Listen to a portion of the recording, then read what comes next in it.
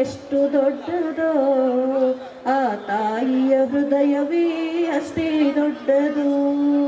ಹೆತ್ತ ತಾಯಿ ಎಂಬ ಹೆಸರು ಎಷ್ಟು ದೊಡ್ಡದೋ ಆ ತಾಯಿಯ ಹೃದಯವೇ ಅಷ್ಟೇ ದೊಡ್ಡದು. ತಾಯಿ ತನ್ನ ಮಗುವನ್ನು ತೊಟ್ಟಿಲಲ್ಲಿಟ್ಟು ಜೋಗುಳವ ಹಾಡುವಳು ಮುತ್ತನು ಕೊಟ್ಟು. ತಾಯಿ ತನ್ನ ಮಗುವನ್ನು ತೊಟ್ಟಿಲಲ್ಲಿಟ್ಟು ಜೋಗುಳವ ಹಾಡುವಳು ಮುತ್ತನು ಕೊಟ್ಟು. ಮಲಗು ಎಂದು ತೊಡೆಯ ಮೇಲೆ ಶಿಶುವನ್ನು ಇಟ್ಟು ತನ್ನ ಎದೆಯ ಹಾಲನ್ನು ಕುಡಿಸುವಳು.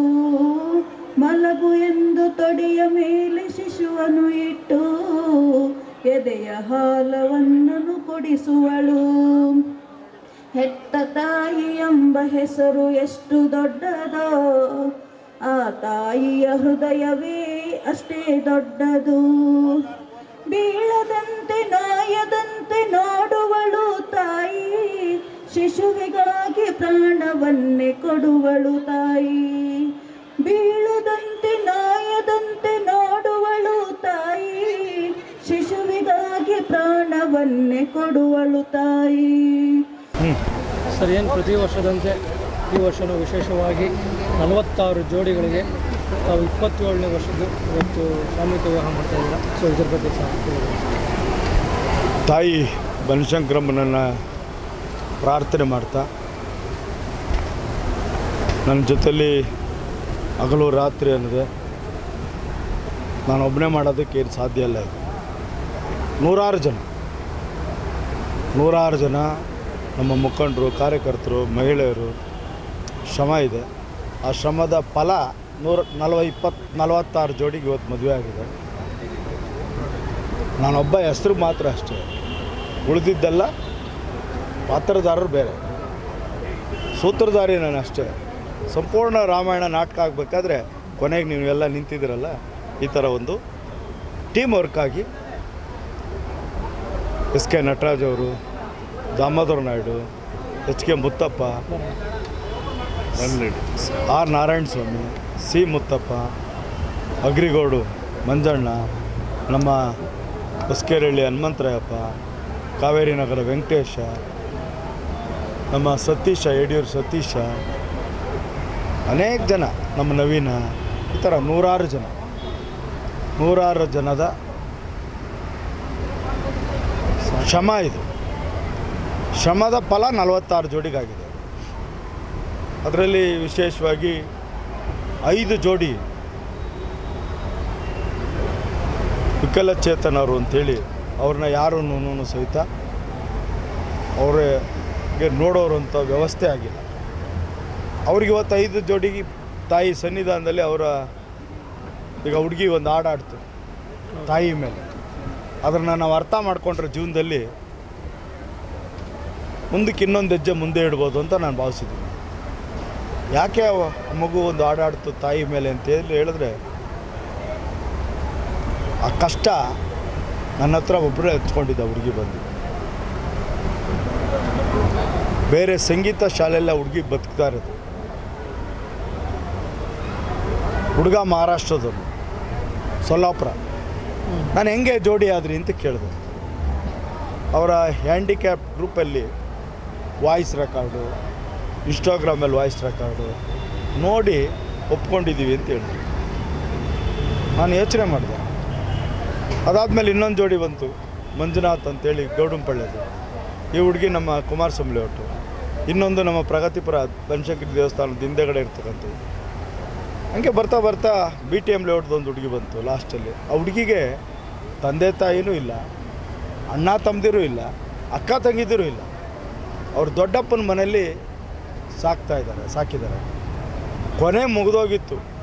ಲಾಸ್ಟಲ್ಲಿ ಬಂದು ಅವ್ರು ನೋಡಿದಾಗ ಆ ಹುಡುಗಿ ಕಷ್ಟ ಕೇಳಿದಾಗ ಏನೇ ಆಗಲಿ ಮಾಡಲೇಬೇಕು ಅಂತೇಳಿ ನಮ್ಮ ಅಗ್ರಿಗೌಡ ಮಂಜಣ್ಣ ಇರ್ಬೋದು, ದಾಮೋದರ ನಾಯ್ಡು ಇರ್ಬೋದು, ಸತೀಶ ಇರ್ಬೋದು, ಅಲ್ಲಿ ನಮ್ಮ ಕುಂಡ ಇರ್ಬೋದು, ನರಸಿಂಹ ಇರ್ಬೋದು, ಬಸವ ಇರ್ಬೋದು, ಸತೀಶ್ ಇರ್ಬೋದು, ಇಲ್ಲ ನಾವು ಮಾಡಬೇಕಿದ್ರನ್ನ ಅಂತೇಳಿ ತೀರ್ಮಾನ ಮಾಡಿ ಅದರಲ್ಲಿ 46ನೇದು. ಈ ಥರ ಎಷ್ಟೋ ಜನಕ್ಕೆ ತಾಯಿ ಇಲ್ಲ, ಎಷ್ಟೋ ಜನಕ್ಕೆ ತಂದೆ ಇಲ್ಲ. ಅಂಥ ಪರಿಸ್ಥಿತಿಯಲ್ಲಿರ್ತಕ್ಕಂಥ ನವಜೋಡಿಗಳಿಗೆ ಇವತ್ತು ತಾಯಿ ಕೃಪೆ 46 ಜೋಡಿ 27ನೇ ವರ್ಷದಲ್ಲಿ ಯಶಸ್ವಿಯಾಗಿದೆ. ಇದರಲ್ಲಿ ಜಾತಿ ಭೇದ ಮತ ಯಾವುದೂ ಇಲ್ಲ, ಪಕ್ಷ ಯಾವುದೇ ಲೆಕ್ಕಕ್ಕೂ ಇಲ್ಲ. ಇದು ಒಂದೇ ತಾಯಿ ಬನಶಂಕರಮ್ಮನ ಆಶೀರ್ವಾದ. ನವ ಜೋಡಿಗೆ ಏನು ಎಲ್ರಿಗೂ. ಅವಕಾಶ ಕೊಡೋಕೆ ಇಷ್ಟಪಡ್ತೀರಾ ಸರ್? ನವ ಜೋಡಿಗಳಿಗೆ ಈಗಾಗಲೇ ಅನೇಕ ಜನ ಶುಭಾಶಯ ಹೇಳಿದ್ದಾರೆ, ಹೌದು, ಯಾವ ರೀತಿ ಬಾಳಬೇಕು, ಯಾವ ರೀತಿ ಬದುಕಬೇಕು ಅಂತ. ನಿಜ. ನನ್ನ ವಿನಂತಿ ಇಷ್ಟೇ, ಇದಕ್ಕೆ ನೂರಾರು ಜನರ ಸಾವಿರಾರು ಜನದ ಶ್ರಮ ಇದೆ. ನಾನೊಬ್ಬ ಮಾಡೋದಕ್ಕೇನು ಸಾಧ್ಯ ಇಲ್ಲ ಅಂತ ಹೇಳಿದೆ. ಪ್ರತ್ಯಕ್ಷವಾಗಿ ಪರೋಕ್ಷವಾಗಿ ಸಹಕಾರ ಕೊಟ್ಟು ಇದು ಜೋಡಿಗಳಿಗೆ ಆಗಬೇಕು ಅಂತ ಅವ್ರ ಆಸೆ ಏನಿದೆ, ಅವ್ರ ಆಸೆಯ ಪೂರ್ವಕವಾಗಿ ನಿಮ್ಮ ತಂದೆ ತಾಯಿ ಜನ್ಮ ಕೊಟ್ಟ ಮೇಲೆ ಎಷ್ಟು ವರ್ಷ ಬದುಕಿರ್ತೀರ ಅಷ್ಟು ವರ್ಷ ನಿಮ್ಮಿಬ್ಬರ ಜೀವನ ದಾಂಪತ್ಯ ನಿರಂತರವಾಗಿ ನಗನಗ್ತಾ ಜೀವನ ಸಾಗಿಸ್ಬೇಕು, ನಗನಗ್ತಾ ಬಾಳಬೇಕು. ಯಾವುದೇ ಏರುಪೇರು ಬಂದಾಗ ನೀವಿಬ್ಬರೇ ಕೂತ್ಕೊಂಡು ಸರ್ ಮಾಡ್ಕೋಬೇಕು, ಮೂರನೇವ್ರ ಭಾಗಕ್ಕೆ ಹೋಗಬಾರ್ದು. ಒಂದು ವೇಳೆ ನೀವಿಬ್ಬರಲ್ಲೂ ಆಗಲಿಲ್ಲ, ತಾಯಿ ಸನ್ನಿಧಾನದಲ್ಲಿ ಬಂದು ಪ್ರಾರ್ಥನೆ ಮಾಡಿ ಬದುಕಬೇಕು, ಬಾಳಬೇಕು. ಹಠ ಛಲ ಗುರಿ ಇಟ್ಕೊಂಡು ಈ ಒಂದು ಶ್ರಮಕ್ಕೆ ನೀವು ಪ್ರತಿಫಲ ಅಷ್ಟೇ ನಾವು ಕೇಳೋದು. ನೀವು 100 ವರ್ಷ ಬಾಳಬೇಕು, ಬದುಕಬೇಕು, ನಿಮ್ಮ ಕಾಲ ಮೇಲೆ ನೀವು ನಿಲ್ಲಬೇಕು ಅನ್ನೋದೇ ನಮ್ಮ ಒಂದು ಆಸೆ. ಇವತ್ತು 27 ವರ್ಷ ಮಾಡ್ಕೊಂಡು ಬರ್ತಾ ಹೇಳಕ್ಕೆ ಇಷ್ಟಪಡ್ತೀನಿ. ಜಗನ್ಮಾತೆ ಈ ತಾಯಿ ಬನಶಂಕರಿ ಅಮ್ಮನವರ ಸನ್ನಿಧಿಯಲ್ಲಿ ಬನಶಂಕರಿ ಸಾಮೂಹಿಕ ವಿವಾಹದ ವೇದಿಕೆಯ ಅಧ್ಯಕ್ಷರು ಮತ್ತು ನನ್ನ ಸ್ನೇಹಿತರಾದಂಥ ಶ್ರೀಯುತ ಬಸವರಾಜ್ ಅವರ ನೇತೃತ್ವದಲ್ಲಿ 27 ವರ್ಷಗಳಿಂದ ನಿರಂತರವಾಗಿ ಈ ಒಂದು ಸಾಮೂಹಿಕ ವಿವಾಹವನ್ನು ನಡೆಸ್ಕೊಂಡು ಬರ್ತಾ ಇದ್ದಾರೆ. ನಾನು ಪ್ರತಿ ವರ್ಷ ಅಂತ ಕೂಡ ಈ ವರ್ಷ ಕೂಡ ಭಾಗವಹಿಸಿದ್ದೀನಿ.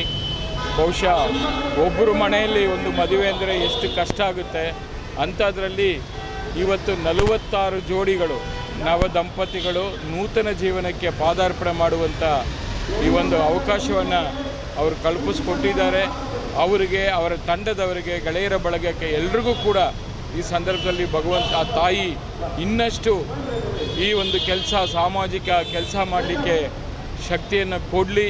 ಇವತ್ತು ಯಾರು ನೂತನ ದಾಂಪತ್ಯ ಜೀವನಕ್ಕೆ ಪಾದಾರ್ಪಣೆ ಮಾಡ್ತಾ ಇದ್ದಾರೆ ಅವರಿಗೂ ಕೂಡ ಸುಖ, ಶಾಂತಿ, ನೆಮ್ಮದಿ, ಆರೋಗ್ಯವನ್ನು ಕೊಟ್ಟು ಅವರ ಜೀವನ ಎಲ್ಲ ರೀತಿಯಲ್ಲಿ ಯಶಸ್ಸಾಗಲಿಕ್ಕೆ ಆ ತಾಯಿ ಕರುಣಿಸಲಿ ಅಂತೇಳಿ ಅವರಿಗೆ ಈ ಒಂದು ಸಂದರ್ಭದಲ್ಲಿ ನಾನು ಶುಭವನ್ನು ಕೋರ್ತಾ ಇದ್ದೀನಿ. ನಾನು HK ಮುತ್ತಪ್ಪ ಅಂತ ಉಳಿಮ ಕೋದಂಡರಾಮ ಸ್ವಾಮಿ ಧರ್ಮದರ್ಶಿ ಕಾರ್ಯದರ್ಶಿ ಜಾತ್ರೆ ಮಾಡಿಕೊಂಡು ಅಲ್ಲಿ ರಾಮರ ಸೇವೆಯಲ್ಲಿದ್ದೀವಿ. ಅದೇ ಇದು ನೋಡ್ಕೊಂಡು ಬಸವರಾಜ್ ಅವರು ಇವರು ರಾಮರ ಭಕ್ತರು ಅಂತೇಳಿ ನಾವು ವೇದಿಕೆಯಲ್ಲಿ ಸೇರಿಸ್ಕೊಂಡ್ರು. ಅವತ್ತಿಂದ ಎಲ್ಲ ಥರ ಸಹಾಯಗಳು ಮಾಡಿಸ್ಕೊಂಡು ಬರ್ತಾಯಿದ್ವಿ.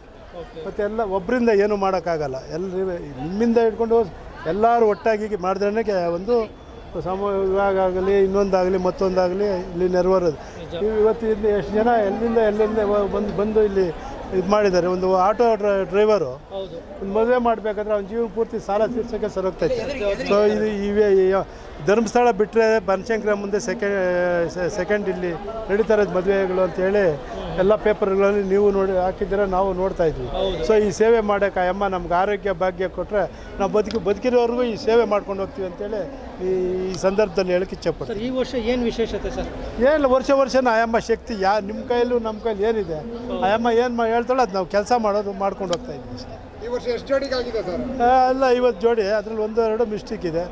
ಸಿಗ್ನೇಚರ್ ಆಗಿರೋಂಥದ್ದು ಇರ್ತೈತೆ. ಇದು ಕ್ಲಿಯರ್ ಆದ್ರೇ ಮಾಡೋದು.